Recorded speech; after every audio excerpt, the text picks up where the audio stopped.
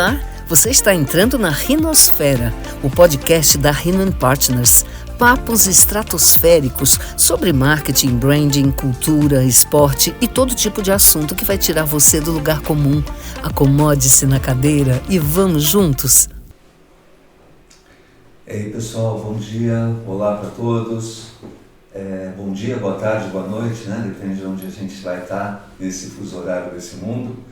Estamos aqui em mais um Rinosfera, o nosso podcast, e hoje é mais que especial, hoje é mágico esse encontro, onde eu estou com a oportunidade de receber duas legendas, dois gurus na minha vida, cada um ao seu tempo, mas ambos aqui presentes e podendo trabalhar juntos. Então é um dia de muita gratidão e emoção de estar aqui com o Madia pai e o Madia filho, o Francisco e o Fábio, para a gente falar muito sobre marketing, falar sobre branding, falar sobre histórias que a gente construiu ao longo dessas décadas juntos.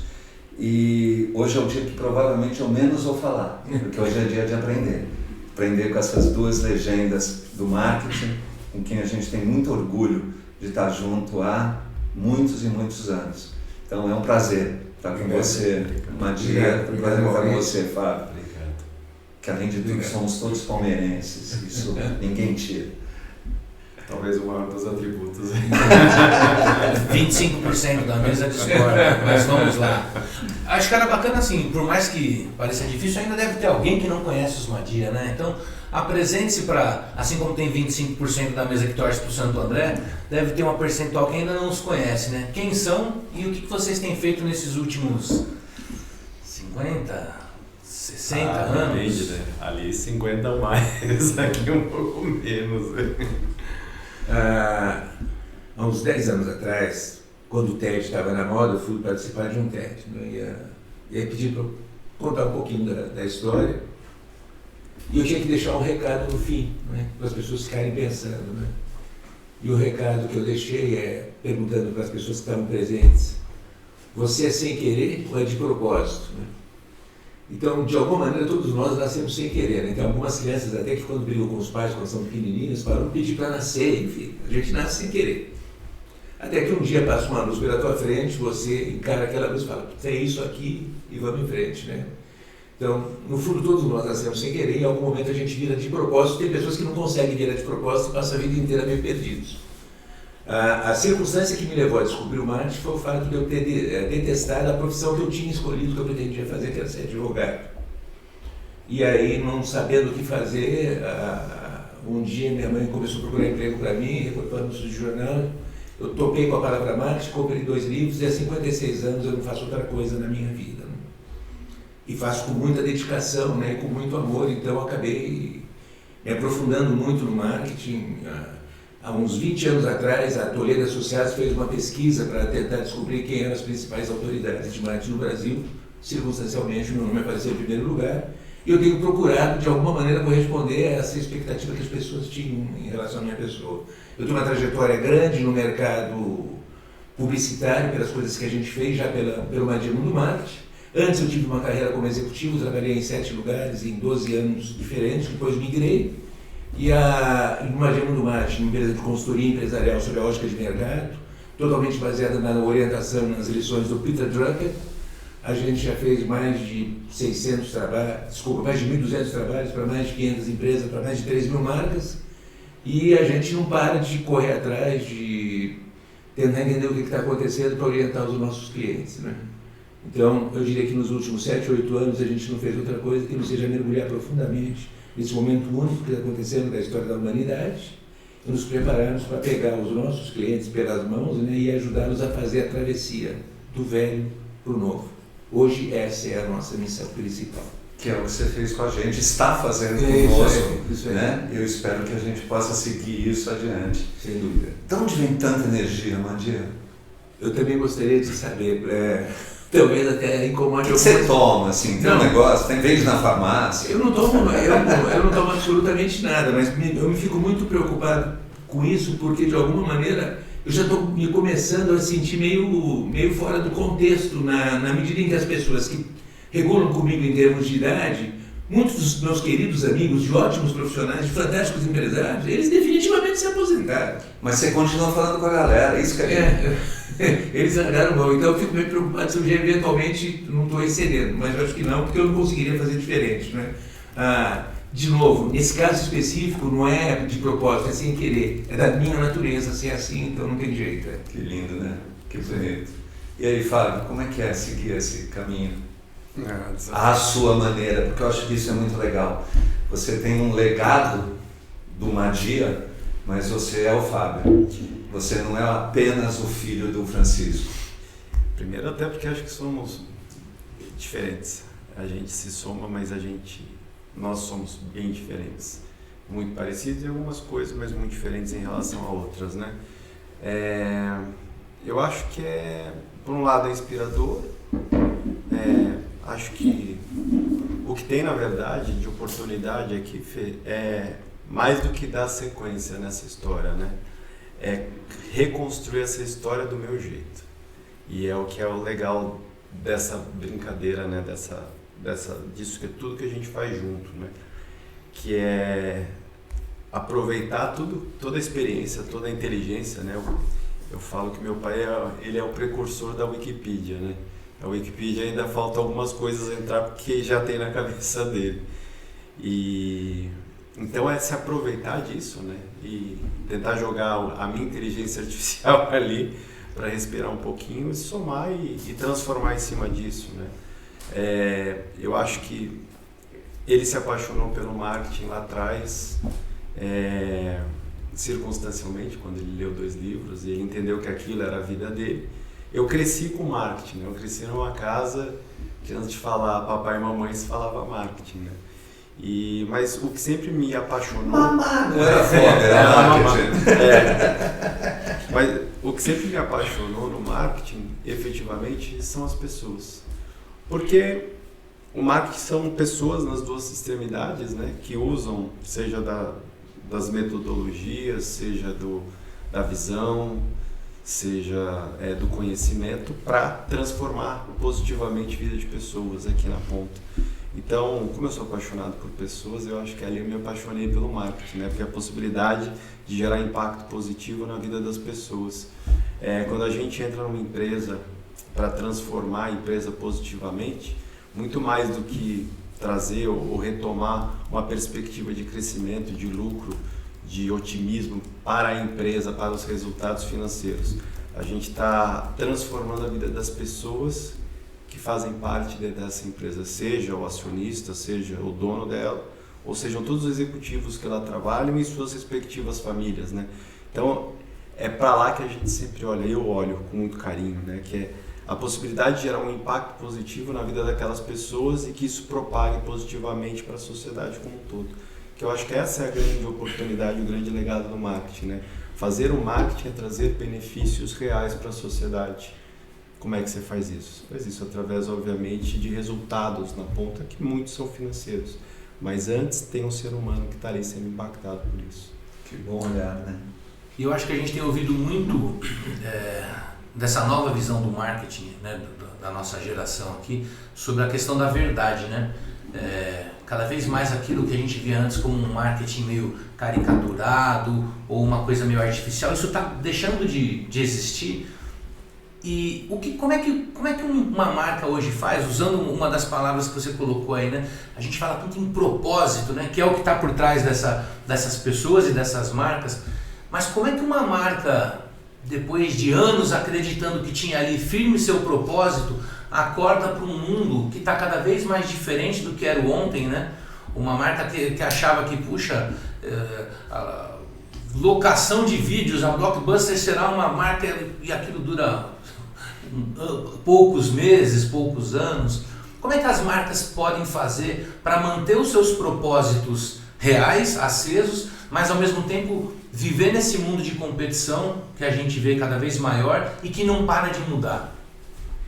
De verdade, você tem várias coisas que tem que fazer, mas a mais importante delas é reconhecer, a primeira delas, a fundamental, é que o que nos trouxe até aqui não nos vai levar mais a canto algum, que o mundo mudou, que existe um novo mundo, o tsunami tecnológico é devastador, as pessoas não estão preparadas para isso, elas nem sabem exatamente do que está acontecendo, porque a vida inteira a gente cuidou de crises conjunturais, de gripe, de resfriado, mas as coisas no fim se repetiam, aconteciam como era, você conseguia superar o diabo. Né?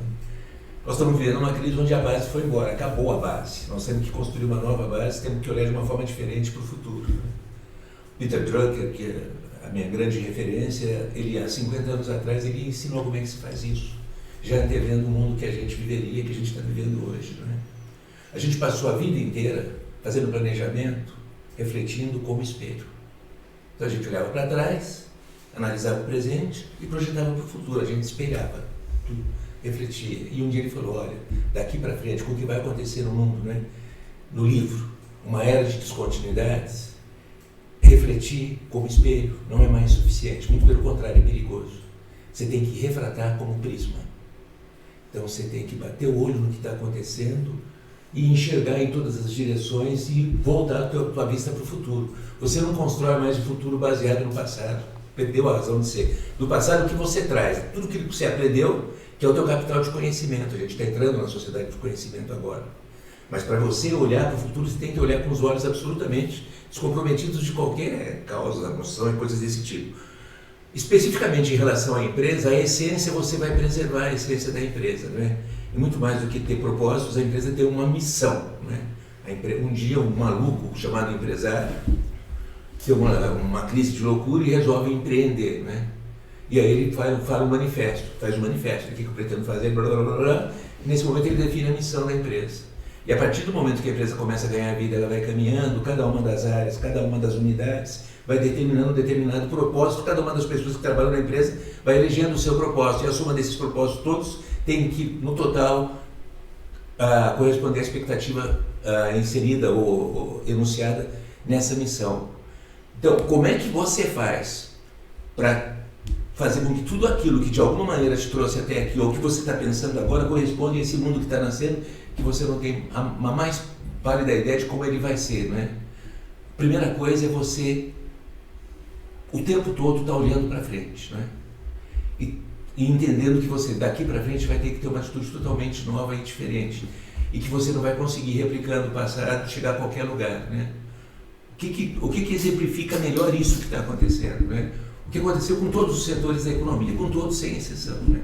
Em todos os setores da economia, as empresas que insistiram em jogar para frente aquilo que elas fizeram até ontem ou até hoje, elas acabaram se dando mal, né? Isso em todos os territórios, né? Você pega o varejo como um todo, hoje ele está absolutamente destroçado, principalmente o varejo analógico. Você pega o mercado financeiro inteirinho, ele está totalmente destroçado. Por quê? Porque eles tentaram olhar para o futuro e planejar o futuro baseado naquilo que os trouxe até aqui, no sucesso que eles tiveram. E não vai adiantar mais fazer isso, né? Você pegar, por exemplo, os dois maiores bancos do Brasil, o Bradesco e o Itaú. O Itaú está próximo de 100 anos, o Bradesco nasceu em 1943, tem 80 e tantos anos, né? E de repente veio um banco com 10 anos, que não tinha nenhum compromisso com o passado, que fez todo o seu planejamento apenas olhando para frente, se alavancou num único e exclusivo cartão, né, numa paralela, e hoje ele rivaliza com os grandes bancos desse país, né? Você pega uma Amazon que nasceu num país onde as pessoas tinham o hábito da leitura, de um cara que falou, pô, vou vender livro para esses caras, e ele nasceu para vender livros, né? Qual a vantagem que ele oferecia? Entregar mais rápido, ter todos os títulos disponíveis, apenas isso. Mas como ele refratava e ele viu o que ele estava fazendo, ele conseguiu ver infinitas possibilidades de um novo varejo, de uma nova forma de comercialização que ali estava nascendo do ponto de vista embrionário, e a Amazon acabou virando o maior marketplace do mundo, né? O mesmo aconteceu, por exemplo, aqui no Brasil com o Mercado Livre, que veio para cá, que é do argentino, né? E de repente surge a figura do Seles, e nós todos nos transformamos em vendedores. Então é essa ebulição que está acontecendo, e você tentar olhar para o futuro e pensar no futuro sem considerar todas essas possibilidades que hoje já são concretas e reais, e não trabalhar em cima delas, tentar especificamente tentar replicar o passado, você vai se afundar. As 30 maiores organizações de varejo do mundo, 24, 25 delas estão quebradas, sem nenhuma esperança. Os grandes bancos do mundo, alguns deles que a gente achava, até banco suíço já andou quebrando há 2, 3 anos atrás, né? Então, a única maneira de você pensar e planejar o futuro, como você vai ser daqui para frente, é olhando para frente, olhando para o futuro. é você parar de olhar para o retrovisor e só passar a olhar através do para-brisa. Quando você fala isso, me vem você fala, estamos na idade, né? Na era do conhecimento.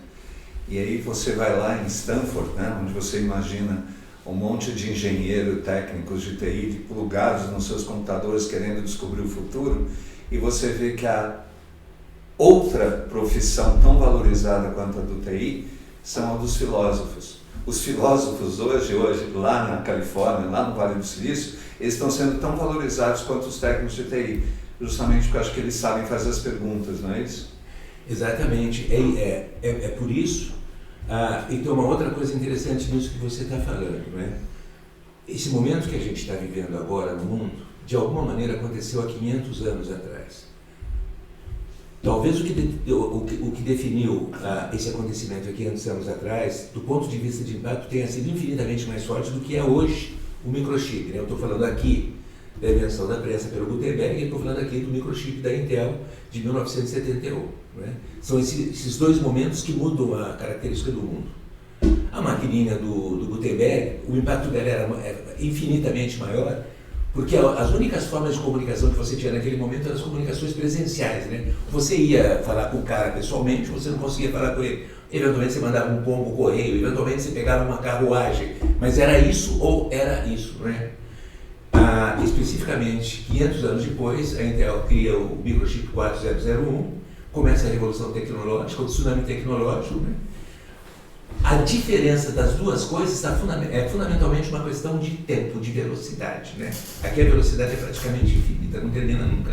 Lá não. De qualquer maneira, a confusão gerada pela descoberta do Gutenberg foi de tal ordem que 300 anos depois a gente teve que criar um movimento, né? Para tentar dar uma organizada na casa e na bagunça que aconteceu na sociedade. Mas não vamos levar 300 anos para fazer isso, estou falando do iluminismo. Nós não vamos precisar ter 300 anos para ter um novo iluminismo, mas em 10 ou 20 anos, alguma coisa vai ter que ser feita. A gente já percebe que alguma coisa já está acontecendo, né?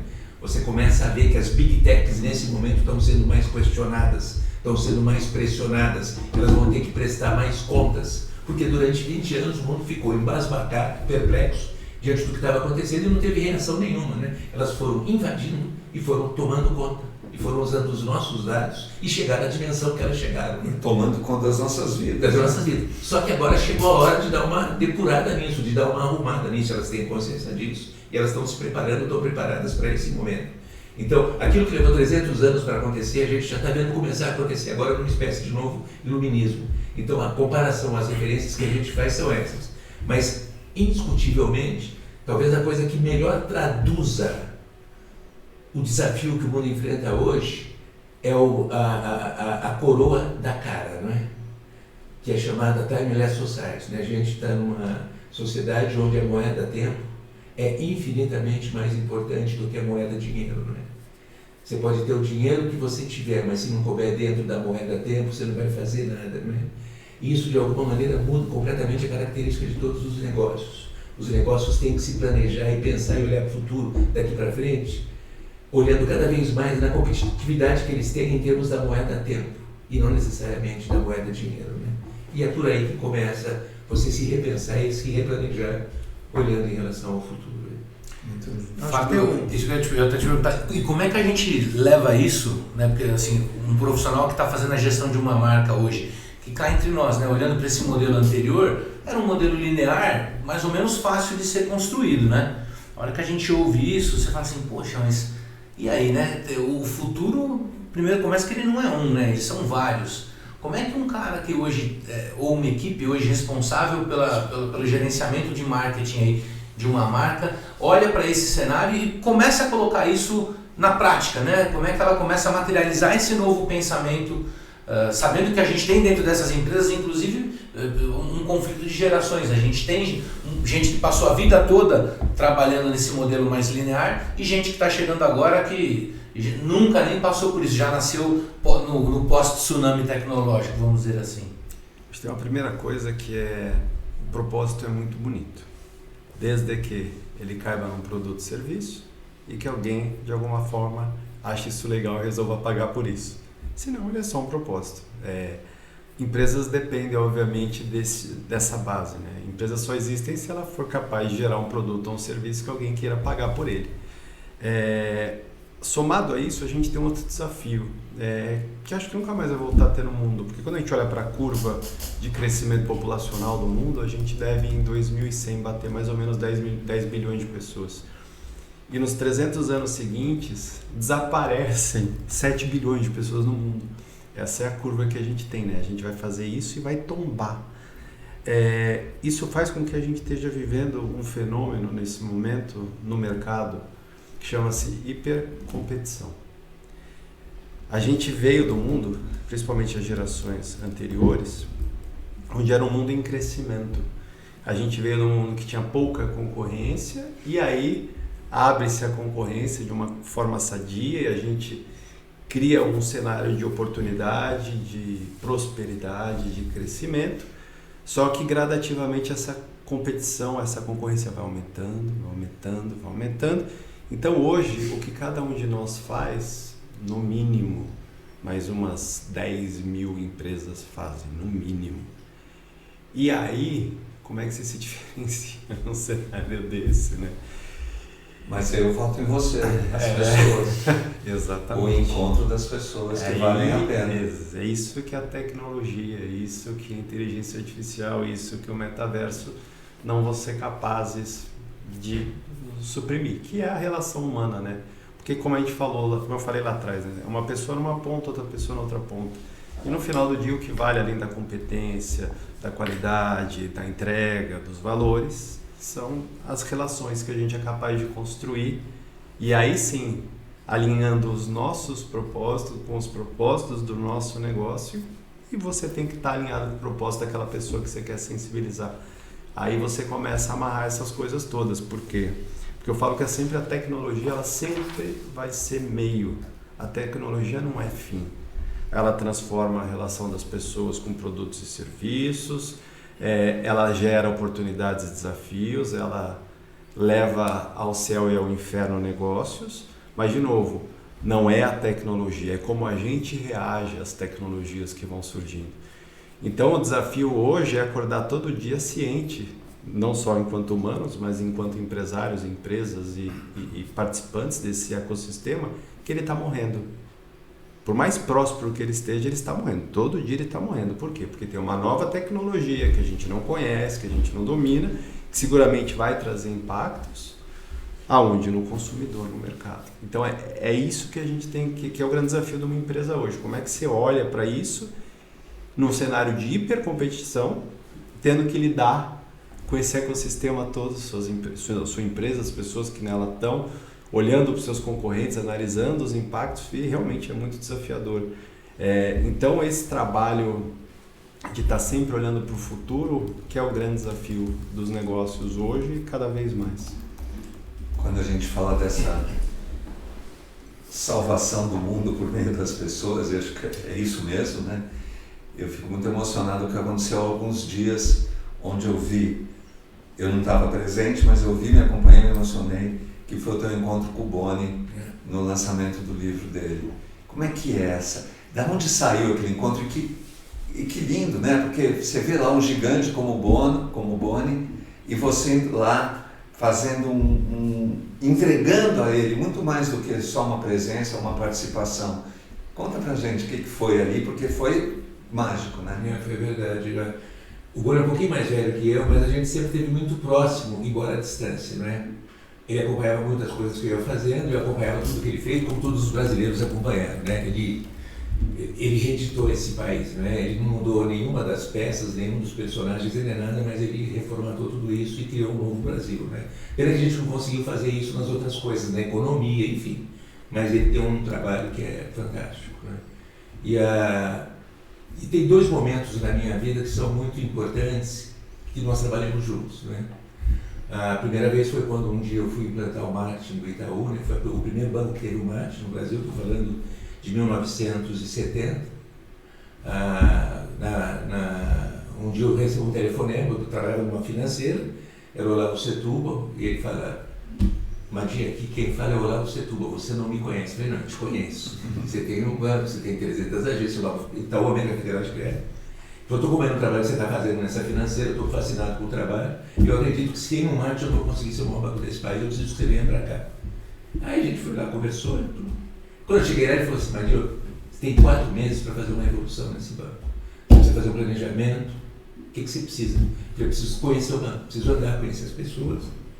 Aí fui, o Itaú tinha 300 agências, era produto da soma de 10 bancos, cada 30 caras vinham de um banco diferente, não tinha uma unidade, não tinha absolutamente nada, ficava difícil você trabalhar com aquela organização daquele gênero. Aí fui ver os computadores do Itaú, a IBM falava que o Itaú era o melhor cliente dela, né? Era o maior cliente que comprava muito computador, mas usavam equivocadamente o computador, eles usavam para processar papel, para economizar dinheiro, não para produzir inteligência. Eu falei, olá, nós temos que mexer os computadores. E aí fui fazendo uma série de outras coisas, precisamos mudar a agência, era uma pequena agência que atendia, fui para a DPZ, e precisamos fazer um esforço monumental nesses 4 meses aqui, para todo mundo se sentir trabalhando numa mesma organização. Era setembro isso, e chegar em dezembro a gente coroar esse primeiro trabalho. Aí fizemos uma campanha maluca, né? Cujo bordão era ajude o Itaú a ser o primeiro, um dia ele poderá ajudar você, uma coisa de maluco. Os comerciais eram pessoas pelas ruas com bandeiras entrando nas agências do Itaú. E aí tinha que ter um grande finale, principalmente voltado para dentro, para demonstrar para as pessoas que trabalhavam no banco que era uma única organização, uma única unidade, estavam todos juntos, de mãos dadas e coisas desse tipo. E aí eu falei com o Boni, eu cruzo com o Boni no rodeio, o Boni falou, pô, parabéns, você foi para o Itaú, você vai implantar o marketing, não sei o que, eu vou precisar de você. O que você vai precisar? Eu vou precisar fazer alguma coisa muito forte, mas para o mês de dezembro eu preciso que você me traga alguma ideia, me dê alguma ajuda, mas eu vou precisar de alguma coisa de fora para dentro, para fazer com que as pessoas que trabalham no Itaú acreditem que eles estão verdadeiramente numa nova organização, poderosa, né? Aí, um mês depois, ele me manda o trio dele de ferro, que era o Dionísio Poli, que era o Celso de Castro, e tinha o Duarce. Foram levar a proposta para o Itaú patrocinar a mensagem de fim de ano da Globo, né? Hoje é um novo tempo, de um novo dia, dos irmãos Vale e do Nelson Mota. E era uma fortuna, uma nota, né? Aí ficou a discussão, eu falei, pô, bom, eu não tenho esse dinheiro, não vai, se essa merda não der certo, eu estou há pouco tempo no banco, de repente vai até me prejudicar, acabar minha carreira, mas a ideia é fantástica, né? De repente as pessoas vão cantar internamente, hoje é um novo tempo, enfim. E ainda vão vir com uma força absurda. Aí faltava mais ou menos um mês, ele teve uma última reunião, eu falei, Boni, não tem jeito, eu não tenho condição de encarar esse desafio. E aí ele falou para mim, Madia, faz o contrato e coloca aí na cláusula. Se o Itaú não gostar, não precisa pagar. E aí começou E aí surgiu, nunca mais ninguém conseguiu patrocinar a mensagem de fim de ano, porque só para pagar o casting da Globo, o cachê. Esse foi o primeiro encontro que eu tive com ele.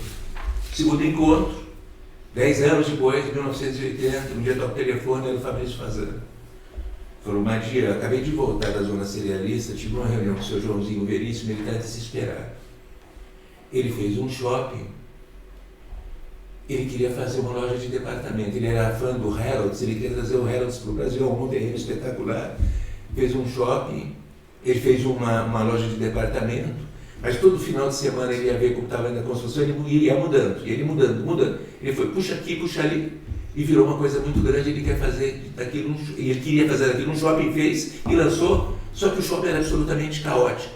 As pessoas entravam lá uma vez e juravam que nunca mais voltariam, porque muitas pessoas não conseguiam encontrar saída. Até hoje. Até hoje. Ele precisa fazer algumas. Você pode ajudar o seu Joãozinho? Eu falei, eu vou lá conversar com ele. Eu fui lá, conversei. Falei, deixa eu conhecer o shopping. Eu não cheguei no shopping, fui lá. Cheguei no shopping e fiquei apavorado, né? Absolutamente vazio, todos os lojistas fora da loja, de braço cruzado, esperando o seu Joãozinho chegar lá para ter um acerto de contas com ele, porque aquele troço não andava, né? Falei, e aí, né? Aí eu fui conversar com um monte de pessoas que tinham visitado o shopping, conheci o shopping, e aí todas falaram, eu não volto nunca mais lá. Aquilo é um caos, aquilo é uma confusão. Eu falei, temos um problema brutal, né? O shopping está estigmatizado. Como é que a gente faz para romper com isso, né? Aí eu ligo pro Boni, falei, Boni, eu preciso de você. Ele falou, o que é, Madia?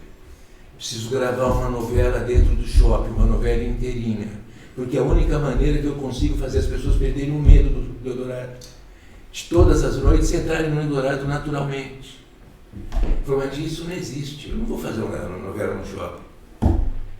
Me dá 2 dias, deixa eu dar uma pensada. Aí falou com o Silvio Abreu que ia fazer a próxima novela da 7. Falou, Silvio, o Madia me ligou, né? O Silvio falou, que ótimo, adoro aquele shopping. Ele tem umas escadas rolantes que lembram os finais dos filmes da Atlântida. Eu queria fazer uma novela que terminasse daquele jeito. Pronto. E aí, então durante 9 meses o Eldorado ficou no ar. Uma semana depois que começaram as gravações, o shopping estava cheio de novo, as pessoas perderam medo. Então isso nos trouxe uma relação muito grande, né? E agora, quando ele completou 21 anos da Rede Vanguarda, né? Está próximo de completar 90 anos, ele teve a generosidade de me convidar para ir lá.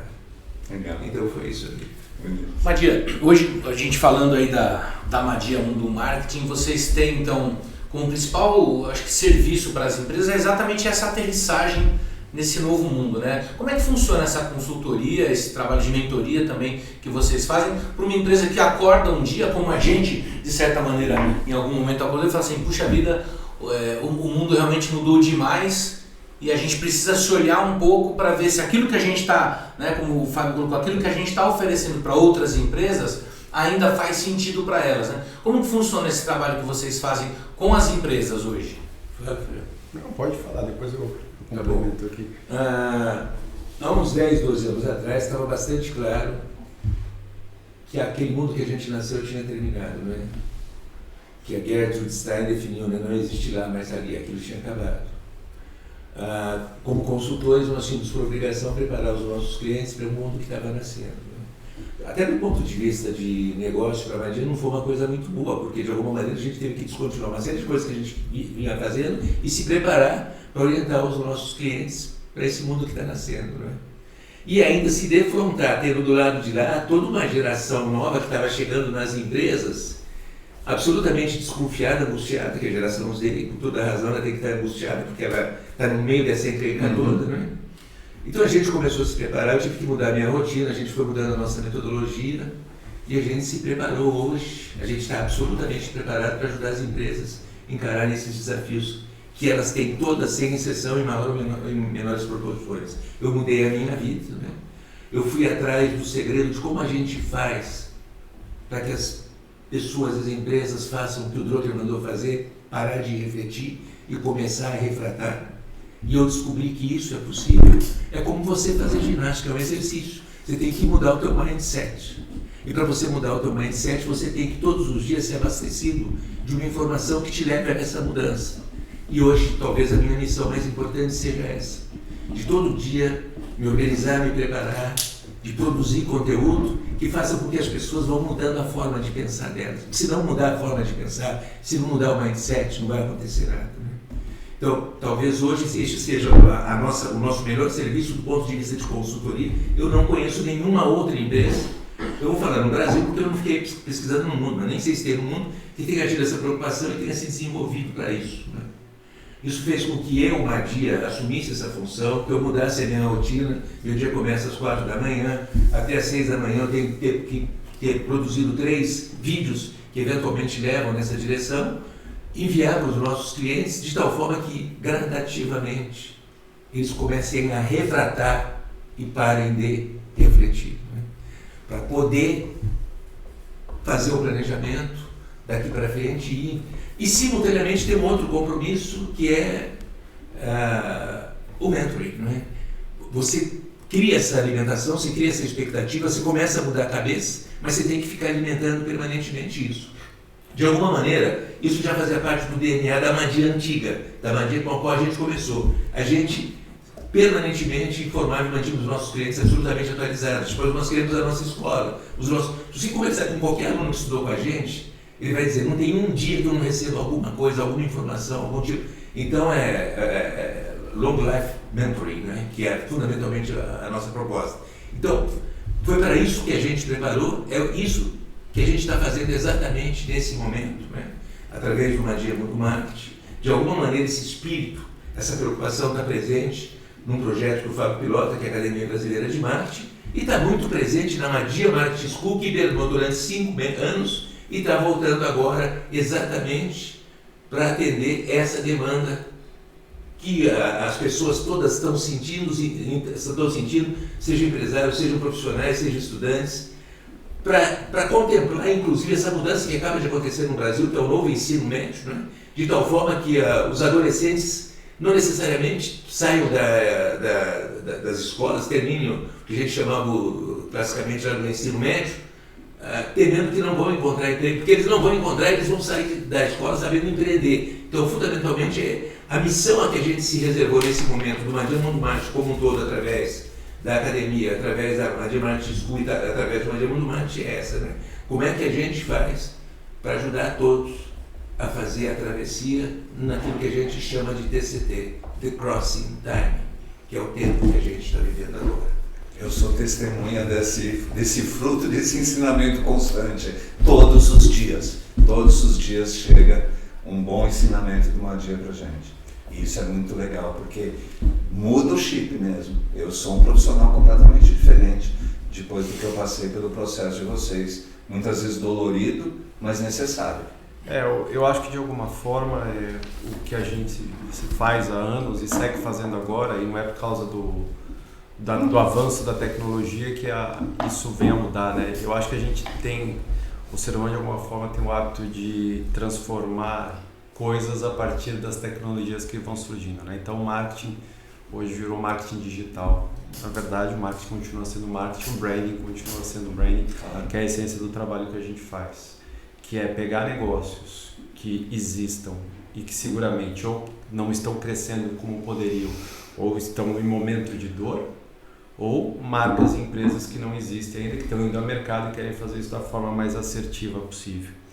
Então a gente segue fazendo o que a gente faz há mais de 40 anos, que é fazer isso da melhor forma possível. Como é que a gente faz isso? Analisando primeiro o mercado, entendendo em profundidade como é que é esse mercado, qual é a característica dele, para onde ele está caminhando, aí sim levando em consideração o impacto que a tecnologia está gerando nesse mercado, as oportunidades que estão surgindo a partir disso, uma análise profunda em concorrentes, para ver o que eles estão se fazendo, o que eles estão fazendo, como eles estão se mexendo nesse processo todo, quais são os benchmarks, para a gente olhar com carinho aqui, eventualmente fora do Brasil, e a partir disso olhar aí sim para a empresa, para as pessoas que trabalham na empresa, tentar entender a cultura que existe dentro dessa empresa, e para aquelas pessoas que são suspects, prospects e clientes dessa empresa, para que elas digam efetivamente, porque elas são as melhores pessoas do mundo para dizer como elas enxergam, qual a percepção que elas têm em relação ao negócio. A gente fala também com ex-clientes dessa empresa e com potenciais clientes dessa empresa que ainda não são formadores de opinião. Então, a partir daí, a gente tem uma visão bem clara, um diagnóstico super preciso de quais os desafios, as oportunidades, as coisas que precisam acontecer dentro dessa empresa. E a partir daí nasce um planejamento estratégico com pontos bem claros em cada um dos nossos 13 P's, não os nossos 4, mas os nossos 13 P's, com lições muito pragmáticas em cada um deles. E aí a gente entra numa segunda fase desse trabalho, que é a implementação dessas recomendações, e aí vira um trabalho de mentoria, que é sentar junto, pensar junto, fazer junto, principalmente na gestão desses negócios, para que eles consigam viabilizar isso ao longo dos meses seguintes, para que a empresa, obviamente, volte a performar. Então, muito resumidamente, a gente usa o marketing branding para trazer resultados concretos e positivos para os negócios. Muito legal. Quando você fala dos 13 P's, ainda bem que eu pedi para você trazer. As pessoas têm livros de cabeceiras, né? Eu tenho livro de mesa. E esse pequeno livrinho mora na minha mesa o dia todo e eu consulto ele o tempo todo, Madia. É incrível, é incrível. A venda das melhores lojas de departamentos na Amazon, e você também pode encomendar pelo site, né? Pelo Instagram do Madia. Todo mundo tem que ter. Mas eu diria que esse livro vem com uma parte que está faltando aí, né? Porque na verdade esse livro faz muito sentido você ler ele. Só que aí eu posso dizer também, tendo participado desse processo, que depois do processo o livro faz um pouco mais de sentido, né? Ele é na verdade um grande caminho, eu diria, mas tem algumas vivências, e aí dizendo como cliente, né, que passou por isso que vocês colocaram, tem algumas vivências que a gente passou aqui dentro, que vem muito em linha com o que você colocou, né? Se a gente não mexer um pouco nessa questão de como pensar, de tirar o pensamento antigo, que é muito complicado, né? a gente foi formado em cima de não só dos 4 P's, mas de outros estigmas ali dentro do marketing, e é muito difícil a gente romper com isso, né? E abrir essa questão para o novo, abrir as novas necessidades das pessoas como consumidores de produtos, mas também como consumidores de informação, de publicidade, de mídia, né? A gente vive um período hoje em que a publicidade não é mais tão glamurosa como ela era no passado, né? Acho que esse é um desafio que a gente tem para atender as pessoas, como você coloca, né, Fábio? Como é que traz a comunicação de uma empresa de uma maneira muito mais saborosa do que simplesmente um anúncio de 30 segundos tacando goela abaixo um produto ou um serviço, né? Eu acho que aquilo que é a razão de ser do negócio de vocês, que é uma agência, que é a criatividade, nunca teve tanto valor no mundo. Porque num cenário de hipercompetição, quem se destaca é aquela empresa que tem, de alguma forma, seja pelo humor, seja pela emoção, seja pela sacada inteligente, seja pela forma de contar aquele produto sem ser chato, a criatividade é que vai acabar diferenciando uma marca da outra, né? Que vai fazer com que um consumidor olhe para uma marca com uma admiração, carinho e respeito muito maior do que para o outro. O resto tudo, gente, são meios, são ferramentas. Então é rede social, é inteligência artificial, tudo que tem de possibilidade hoje são ferramentas, são meios. Mas a criatividade não, a criatividade continua e sempre vai ser a essência do negócio, e um bom marketing não existe sem muita criatividade, né? A criatividade é fundamental.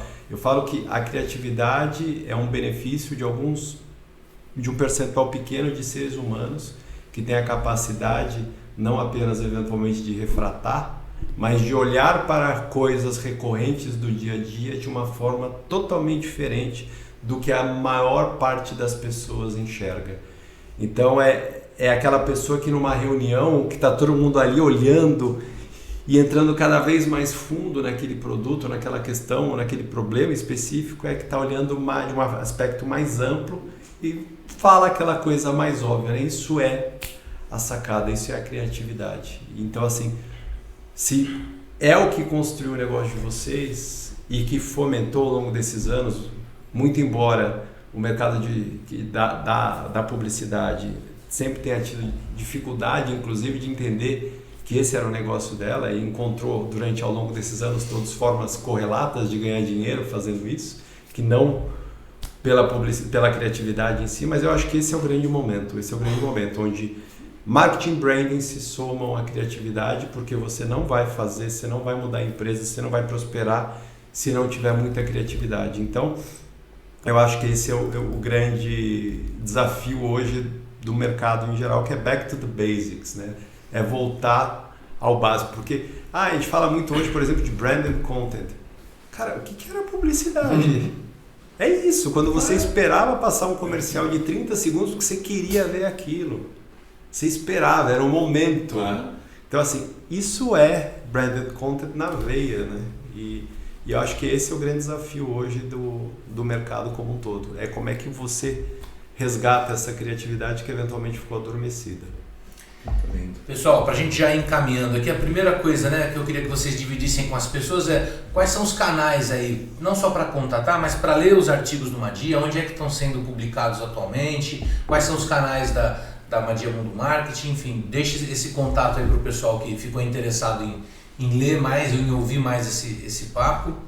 E já agradeço desde já a participação de vocês aqui no nosso podcast. Se vocês tiverem também alguma última grande colocação aí para o nosso público, deixando claro, né? Esse papo está sempre sendo feito como parceria, como a gente já trabalha junto de verdade. Então, se alguma marca também tiver o interesse de conhecer isso na prática, os nossos canais aqui exatamente de onde a gente está divulgando o nosso vídeo também já estão totalmente abertos para isso. Mas fiquem à vontade aí para essa mensagem final. Bom, eu vou falar primeiro dos canais todos, aí depois eu deixo últimas palavras para o Wikipedia da mesa. Nossos canais, nós somos incansáveis na geração e produção de conteúdos, né? Então, Todas as redes sociais vocês vão poder achar, então seja através do Francisco Madia, ele tem um perfil muito bacana no LinkedIn, onde ele posta lá com frequência todos os dias vídeos e conteúdos. Depois a gente tem um blog aí no Madia Mundo Marketing, lá no nosso site, também nos nossos canais, onde a gente semanalmente tem conteúdos exclusivos. E a gente tem um portal que tem muito conteúdo não só nosso, mas conteúdos de terceiros, que é o portal da Academia Brasileira de Marketing, abramark.com.br. Lá, enfim, nós somos 270 integrantes, alguns dos maiores empresários do país, muitos CMOs e presidentes de empresas prestadoras de serviços de marketing. Nós lá, só de depoimentos dessas pessoas, nós temos mais de 170 gravados, onde eles falam da trajetória profissional deles. Então, você vai ter lá depoimento da Luiz Helena Trajano, do João Apolinário, você vai ter lá do Marcelo Serpa, de pessoas que construíram esse mercado e que estão nesse mercado até hoje, né?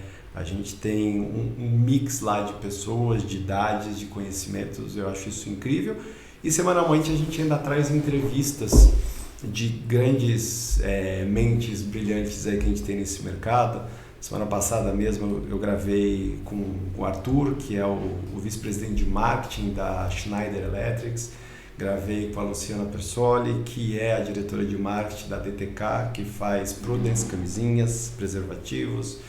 E lá também tem mais de 30 entrevistas gravadas e semanalmente a gente vai subindo. Então, conteúdo que não falta. E se quiserem falar sobre negócio, oportunidades, enfim, também lá vocês vão encontrar todas essas informações, ou podem procurar por mim também, Fábio Madia.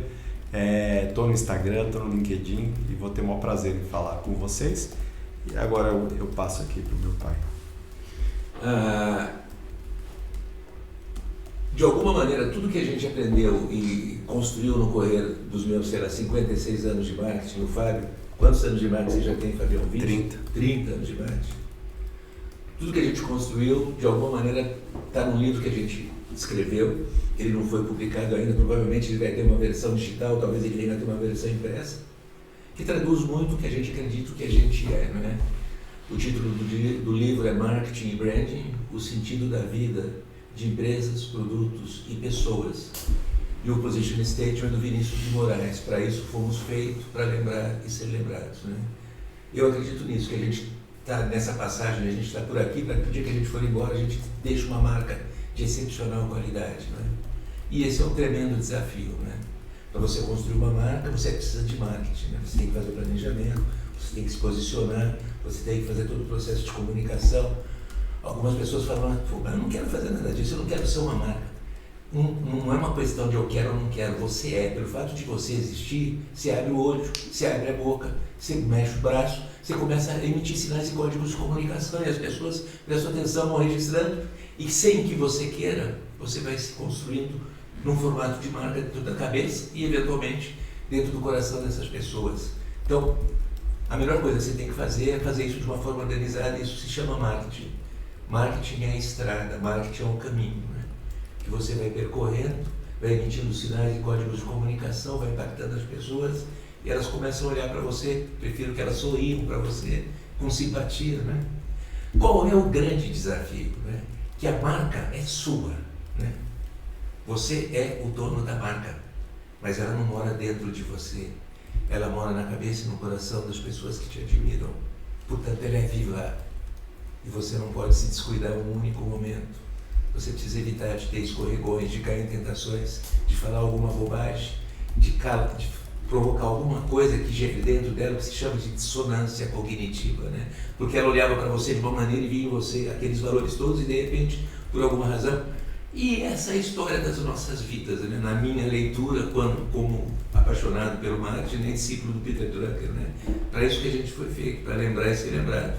E o dia que a gente for embora, a gente quer ser lembrado da melhor forma possível, né? O Drucker, o pai do Drucker se chamava Adolf Drucker, né? O Peter Drucker. E eles tinham um grande amigo que também nasceu em Viena, que era um economista fantástico, austríaco, Schumpeter, né? E eles se encontravam todo ano, eles tinham um almoço para celebrar o ano em Nova York, ali perto da New York University, né? E o Schumpeter era famoso também porque ele era um galanteador, né? Então ele tinha tido muitos relacionamentos, muitos casos, né? E aí perguntavam o Adolfo perguntava para ele, né? Schumpeter, que legado que você quer deixar? E ele falava, não, quero ter deixado o legado de ter namorado com as mulheres mais bonitas do mundo, né? Então, e um dia, mal sabiam ele, uma semana antes do Schumpeter morrer, eles foram almoçar. E ele perguntou, e ele falou, o Schumpeter falou, não, eu mudei completamente, eu não quero mais deixar isso, né? O legado que eu quero deixar é aquilo que eu for capaz de fazer na vida das pessoas, né? Que eu for capaz de impactar positivamente na vida das pessoas, né? E fundamentalmente eu acho que de alguma maneira essa é a missão de nós todos seres humanos aqui neste nosso momento, nessa nossa existência, né? O dia que a gente for embora ser lembrado, nem precisa ser com muitas saudades, mas com eventualmente com respeito, que a gente não tenha incomodado, atrapalhado a vida de ninguém, que de alguma maneira, em todo o processo da nossa existência, a gente tenha construído uma marca com um mínimo de qualidade, né? Então, isso que é marketing, né? Você, marketing, você percorre toda essa trajetória, você se planeja, você se posiciona, você se comunica para gradativamente se convertendo numa marca na cabeça e no coração das pessoas que você gostaria que gostasse de você. É isso. Que privilégio, né, pessoal, ter essa turma com a gente aqui. É uma honra estar aqui com vocês dois e estar podendo dividir com todo mundo que está aqui nos vendo esse momento incrível dessa trajetória da Rhino junto com vocês. E eu tenho certeza disso. Se estamos vivos hoje, muito disso a gente deve a vocês. É uma gratidão imensa poder estar aqui com vocês. Muito obrigado. Muito obrigado. Nós que agradecemos a oportunidade e principalmente a confiança.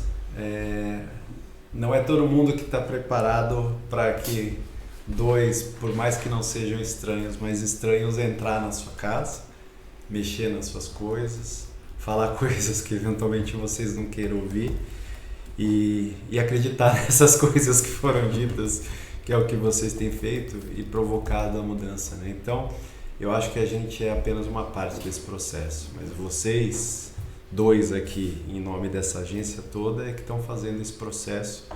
Então, obrigado pela oportunidade de ter feito parte disso, estar fazendo parte disso e parabéns, porque o que vocês têm feito a partir disso é que realmente importa e vocês estão de parabéns. Vocês todos aí da Rhino estão de parabéns.